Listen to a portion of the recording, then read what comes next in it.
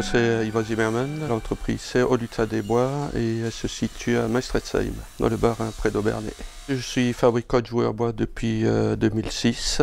Donc avant je fabriquais toujours du jouet mais vraiment en tant qu'amateur, et puis en 2006 je me suis lancé et j'ai ouvert l'entreprise 2006. Tout est fabriqué ici à Maestretsheim et on vend principalement sur les marchés, dont le marché de Noël de Colmar.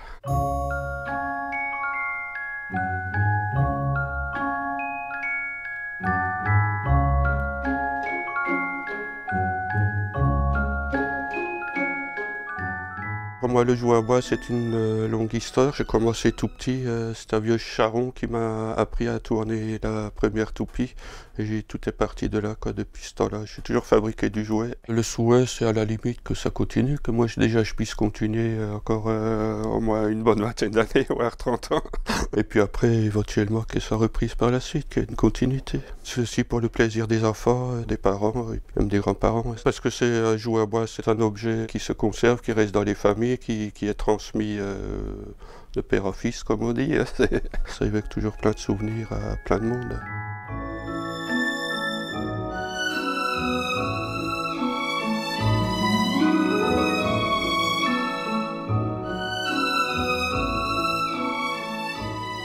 Moi je fabrique du puzzle, des jouets à tirer, des choses avec des petits mouvements, des toupies, des yo-yo, des jouets empilés. Pour des petits, ça va de la naissance, cadeau de naissance, qui est mobile, tout ça, jusqu'à à peu près 3 ans et demi, 4 ans.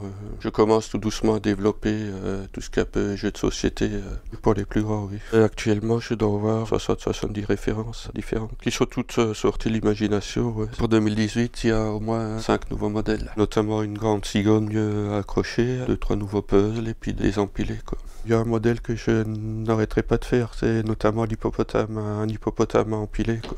Il me plaît beaucoup celui-là.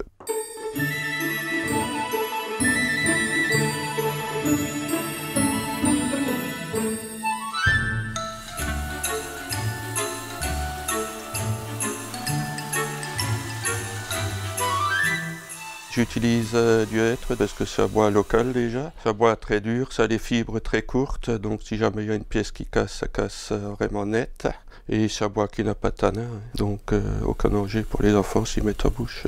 Pour fabriquer un jouet à bois, on commence à sélectionner le bois directement à la scierie. Il est d'abord scié, déligné, raboté ensuite, et puis après, l'objet il est dessiné direct sur la planche, soit par gabarit, soit par papier calque. Une fois que l'objet est dessiné sur la planche, il sera découpé sur la scie à chantourner. Une fois que la coupe est faite, il y aura un premier ponçage machine, après un petit ponçage à la main et après ces premières couches de peinture. Une fois la première couche sèche et c'est repoussé légèrement puisque la peinture fait sortir les fibres du bois. Je repasse la deuxième couche et après finition, les yeux, enfin tout ce qui est détail, quoi. Le moment préféré, c'est difficile à dire. C'est peut-être vraiment la conception quand je pars du dessin. C'est vraiment ça qui est plaisant aussi puisque je pars vraiment de la feuille blanche pour terminer jusqu'à l'objet fini, quoi. Quand je commence à concevoir, ça peut être inspiration d'un dessin ou photo ou un objet que j'ai vu qui va être transformé, retransformé, remanié. Et entre l'idée et conception finale, jusqu'à la vente, il se passe à peu près 2 ans, quoi.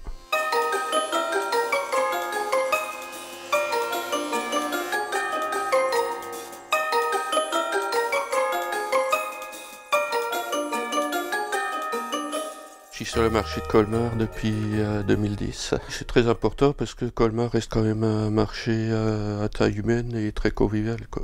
Déjà comme c'est réparti sur 5 ou 6 places d'ailleurs cette année, une 6e place qui se rajoute, ça permet aux gens de se promener à travers la ville et les places sont pas trop grandes, on a à chaque fois entre 35 et 40 exposants, donc ça fait des petites ambiances un peu intimes, un peu sympas, quoi. Les Colmariens ils aiment bien, j'ai toujours des clients réguliers qui reviennent, ou alors des gens, voilà, maintenant depuis le nombre d'années, qui viennent saluer chaque année, dire le petit coucou, le petit bonjour, et puis voilà, des ambiances très sympas, ouais. Bah quelque part, oui, on est un peu le lutin du Père Noël, oui, forcément.